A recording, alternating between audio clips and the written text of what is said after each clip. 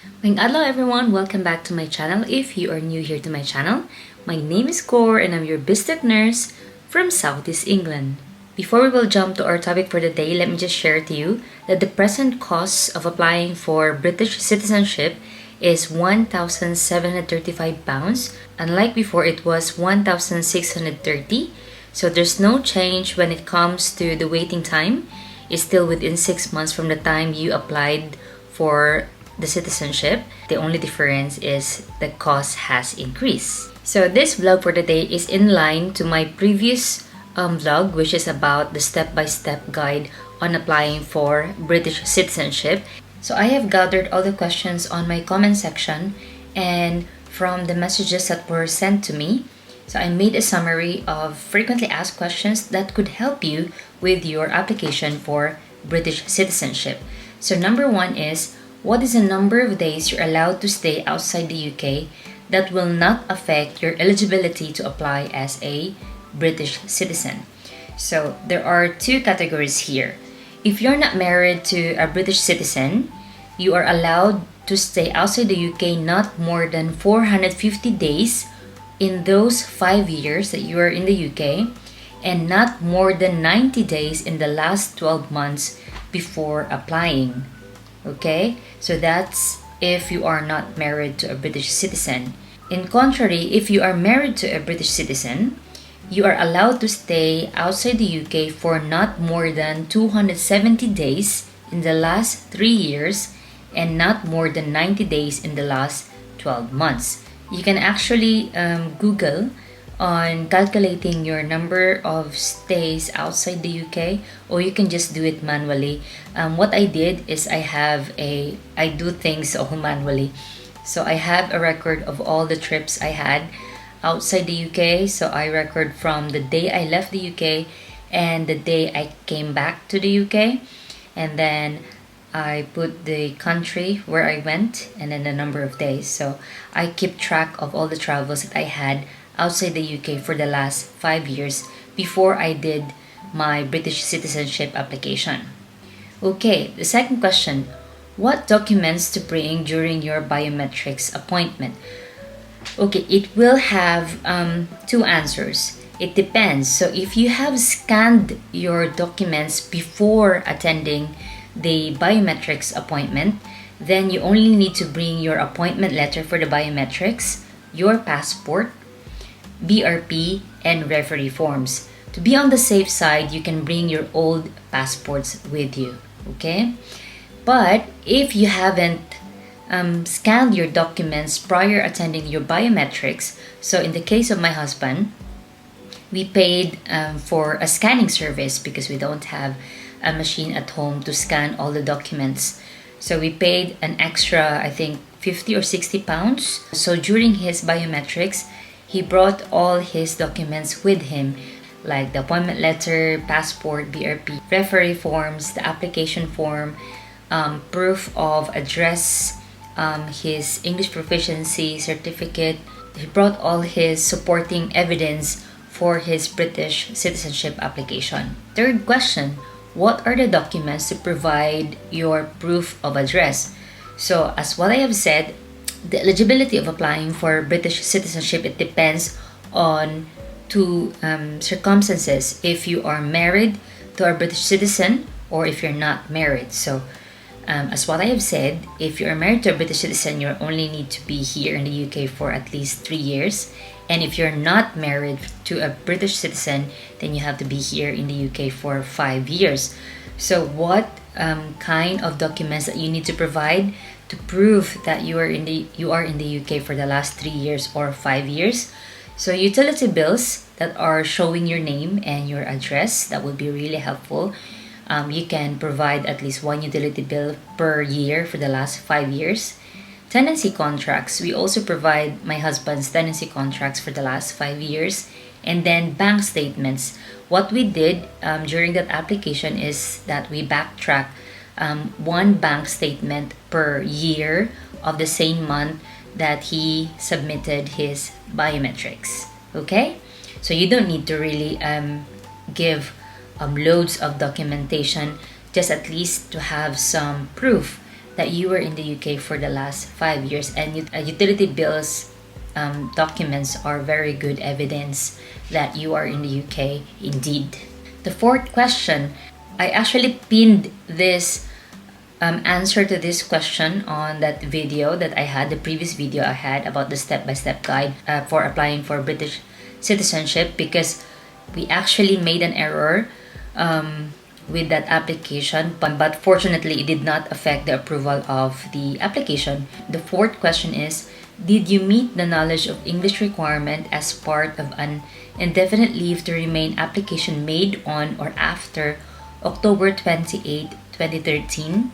So if you saw the video, the answer of my husband was no, but supposedly it was yes. Of course, he did his English proficiency test prior coming to the UK, and his scores met the English requirement to become an ILR, or indefinite leave to remain status. So I already corrected that on my pinned comment on the comment section of that video. So the answer should be yes if you have done an English proficiency test that meet the requirements to become an ILR. Okay? Number 5 question.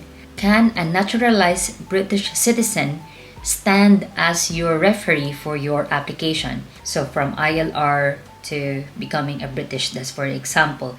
The answer to that question is yes. The requirements for your referees are, they must have known you personally for at least 3 years. They must not be related to you or involved in your application, such as if you have hired a solicitor for your application, they are not allowed to become your referee. Third one, they must be a British citizen or holds a British passport, so that you will provide 2 referees. So it is required to have one professional British referee, one professional person, and the other one is from any occupation. Okay, remember that. One person should be professional, and the second one is from any occupation, but both of them should have the British citizenship. Your referees must have a good character, and they must be willing to sign your application form and confirm your identity. So make sure that they agreed to sign the document, because there is a declaration form that they have to sign, and then put your details there and their details, and they'll have to also provide a photo, a passport photo, and at the back of the photo they have to put their name and sign. Okay? Number 6. This is just very a straightforward vlog for you guys, because I have sent an application myself just recently, and I wanted to help people to make their application smooth and hassle-free. Although I have mentioned before, I am not professional, I am not a solicitor, I am not connected in the Home Office or in any way my profession is related to immigration. No, I am a nurse here in the UK. It's just that I compiled all these topics just to help immigrant like me to have a smooth pathway of becoming a British citizen. Right, number 6 question. Are they keeping the passport after attending the biometrics? The answer is no. So only when it's time for you to apply for a British passport that you have to submit your passport. So that's for you to take note. They don't take your passport during your biometrics appointment, only when you start to apply for your British passport, because you have to submit your passport in the post office. Anyway, I will make a separate vlog on how to apply for a British passport, so you won't get confused about our topic. Number 7. Can I travel outside the UK while waiting for approval of citizenship application? The answer is yes. Okay, you can travel outside the UK, just don't stay away too long, as this may affect your eligibility. You have to also think that you must not let your visa or your immigration status expire, and you must remember that you must be in the UK to attend a ceremony after you receive an invitation. Okay, so once your application has been approved, you will receive an email about an invitation for a British citizenship ceremony, and you have to attend that ceremony within 3 months of being approved. The last question: is attending a British citizenship ceremony necessary? Yes, the answer to that is yes. Of course, this is a legal requirement and it is a formal part of the process of becoming a citizen of the UK. So you must attend within 3 months of receiving your invitation, or your application could be cancelled. Okay, so all the efforts that you have invested with your application will go into waste. So you have to remember that within 3 months of receiving an invitation from the Home Office, you must attend a ceremony. So you will choose during your application, you will have to choose which part of the UK you prefer to do your ceremony. Okay, and then you will be diverted into a website to book for your ceremony once you receive the invitation from the Home Office. Okay, and attending this ceremony is an affirmation to swear your loyalty to the King and promise to respect the rights, the freedoms, and the laws in the UK. So that's why it is essential to attend a ceremony. And lastly, but the most crucial part of attending a ceremony is that you will receive a certificate of your citizenship. So this certificate is a very essential document for applying for British passport, because there will be a reference number on that certificate that you'll have to use for your British passport application. So you have to submit that certificate along with your passport to the Home Office to be able to apply for a British passport. Okay, so hopefully I have answered all the questions so far regarding with applying for British citizenship. And good news, as I have mentioned earlier in between my vlog, that I just applied for my citizenship as well, and I will be having my biometrics appointment in London in the next few days.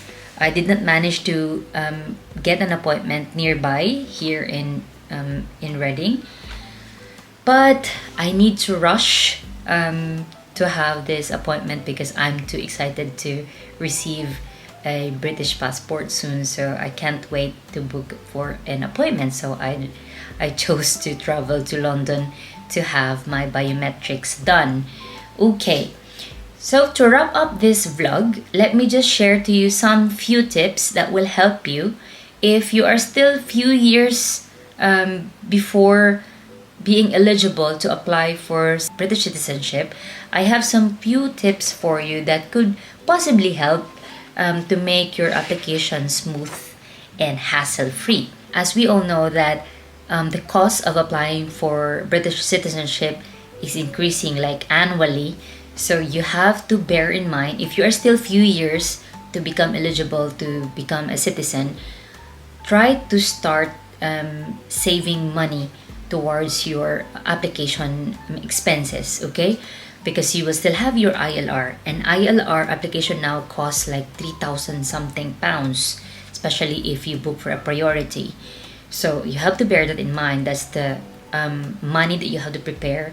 And then for application for citizenship would cost you, for now it's 1,735, but in the future it could be more. So you have to prepare for that, and then you have to also pay for a British passport, although it's not that much now, but it might increase annually, as I have said. So if you are still few years towards your eligibility to become a British citizen, then it is practical to save or put aside the money from your bank towards your application. For example, you can save up to 150 or 200 pounds a month. Put it aside and make sure you won't touch that money, and it's only dedicated for your application. This is one of the lessons I've learned, so I'm giving you a tip now so you won't be hurting your bank once it's time for you to apply for citizenship. Number 2, it is crucial that you keep track of your travels outside the UK.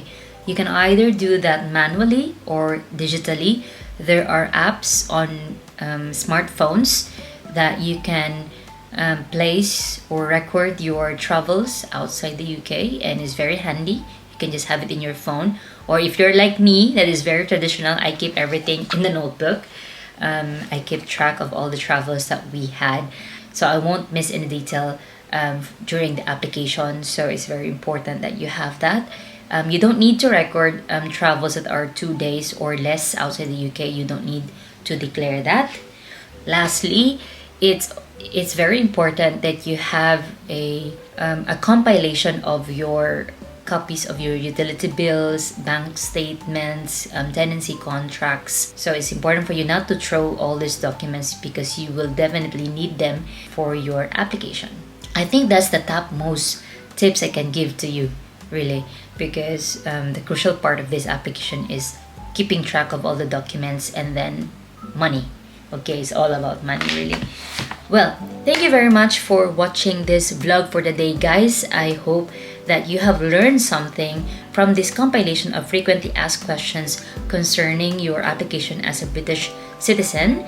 And I hope you also appreciate the previous vlog that I did, the step-by-step guide in applying for British citizenship.